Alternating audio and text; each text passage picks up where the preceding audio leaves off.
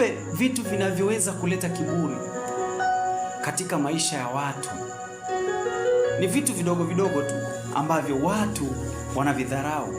Kumbe vile vitu vidogo vidogo vinaweza vikajenga kiburi katika maisha yako, alafu baadaye ikakupelekea mpaka kumsahau Mungu. Kiburi cha maisha, umefanikiwa sana. Angalia Sauli alipokuwa mfalme. Sauli alipokuwa mfalme alikuwa amepata kiburi, baadaye akaja akapata anguko kubwa sana.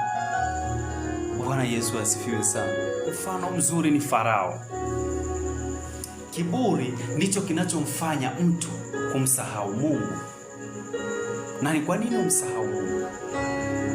Kwa sababu ndani yako kuna kitu ambacho umeshaona kwa akili zako kwamba unakiweza kuliko hata Mungu.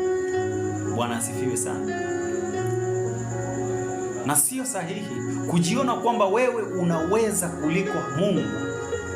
Ni kitu kibaya sana. Mungu ndiye muumba wa kila kitu. Mungu ndiye muumba wa vitu vyote ulimwenguni pote.